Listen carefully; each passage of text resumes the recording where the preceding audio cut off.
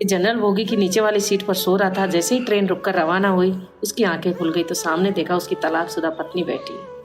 नहीं उसकी माथे पर बिंदी, नहीं गले में मंगलसूत्र, और एक पुरानी सी साड़ी पहन रखी। थोड़ी देर के बाद वो दूसरी तरफ देखने लगा।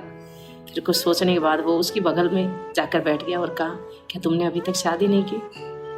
पत्नी ने कहा, क्या तुमने की? मैंने भी नहीं की। कहाँ जा रहे हो? मैं कानपुर जा रहा हूँ। और आप कहाँ जा रहे हो? मैं भी कानपुर जा रहा हूँ। बड़े भैया के पास मम्मी रहती है, तबीयत खराब है, मिलने जा रहे हो। क्या करती हो? कुछ नहीं, बस प्राइवेट स्कूल में 6,000 रुपये में पढ़ाते, अपना काम चल जाता है। पति ने कहा, मैंने कहा था ना तलाक के समय कुछ पैसे ले लो, काम आएंगे। पर अपना स्वाभिमान ऊंचा रखा। पत्नी ने कहा, मैं जमीर को क्या जवाब देते? मैं चंद पैसों के लिए मेरा जमीर नहीं गिरा सकते। अब बातें चलती रही। इतनी देर में कुल्फी बेचने वाला आया और पति ने कहा, कुल्फी खाओगी? एक ही शर्त पर खाऊंगी कि पैसे मैं दूंगी। दोनों ने कुल्फी खाई और बातें चल रही। पति ने कहा, मैंने सारी बुरी आदतें छोड़ दी, जो तुझे पसंद नहीं थी ना, पूरी छोड़ दी। शराब भी नहीं पीता, नीचा भी नहीं दिखाता, गुस्सा भी नहीं करता। अब क्या फायदा? पत्नी ने कहा, समय रहते सुधर जाते। बहुत टेंशन करती थी ना, टेंशन के चलते मेरे 2 भी गर्भपात हो गया। आज मेरे 2 बच्चे होते, एक 8 साल का, एक 6 साल का। मुझे भी संतान का सुख प्राप्त होता। पति ने कहा, अब तो मैं बिल्कुल अकेला हो गया, माँ भी चली गई। पत्नी ने चौंक कर कहा, माँ अच्छी वाली तो छोड़ के आई थी, माँ कैसे चली गई?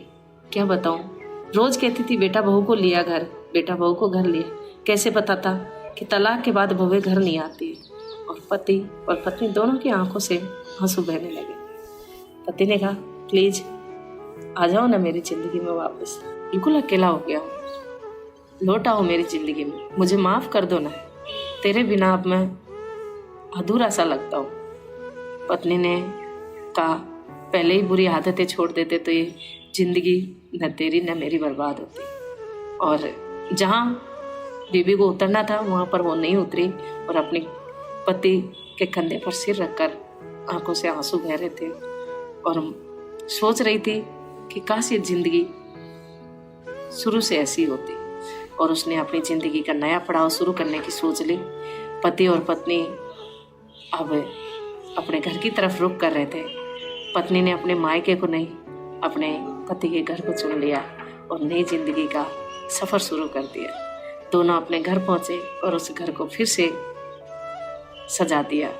तो ऐसे रिश्तों की कदर समय रहते कर लिया करो। अगर स्टोरी अच्छी लगी हो तो शेयर जरूर कर देना।